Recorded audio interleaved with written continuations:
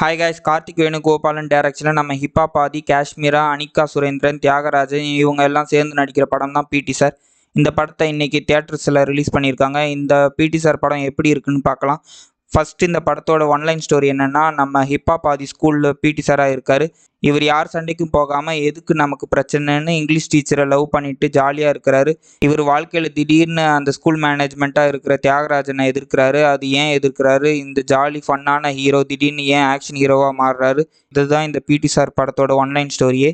இந்த படம் ஒரு ஓகேவான மூவியாக இருந்தது. இந்த படத்தோட பாசிட்டிவ்னா, இந்த படத்தில் நடித்த நம்ம ஹிப்ஹாப் ஆதியோட பர்ஃபார்மன்ஸ் நீட்டாக க்ளீனாக இருந்துச்சு.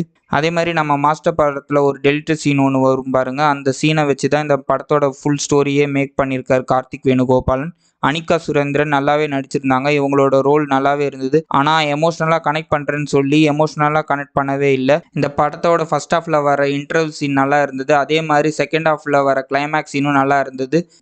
இந்த படத்தோட ஃபர்ஸ்ட் ஹாஃப் ஓகேவான ஃபர்ஸ்ட் ஹாஃப் தான். செகண்ட் ஹாஃபில் அங்கங்கே கொஞ்சம் லாக் இருக்கும். கிளைமேக்ஸில் ட்விஸ்ட்டு ரொம்பவே நல்லா இருந்தது. இந்த படத்தோட சாங்ஸ் மற்றும் பிஜிஎம் ரொம்ப ஆவரேஜ் தான். பிடி சார் கிளைமேக்ஸ் முடிஞ்சதும் இந்த படம் ஓகேவான படமாக தான் ஃபீல் கொடுத்தது. இந்த படத்தில் நடித்த ஹீரோயின் கேரக்டர் வேஸ்டான கேரக்டர் மாதிரி தான் ஃபீல் ஆச்சு. நல்ல ஒரு சோஷியல் மெசேஜ் பற்றி பேசுகிற படம் தான் பிடி சார். இது ஒரு ஒன் டைம் வாட்சபிள் மூவி தான். படத்துக்கு நான் கொடுக்குற ரேட்டிங் 5க்கு 3 ரேட்டிங். இதோட இந்த ரிவ்யூ முடியுது கைஸ். தேங்க்ஸ் ஃபார் வாட்சிங். லைக் பண்ணுங்கள், சப்ஸ்கிரைப் பண்ணுங்கள், கமெண்ட் பண்ணுங்கள்.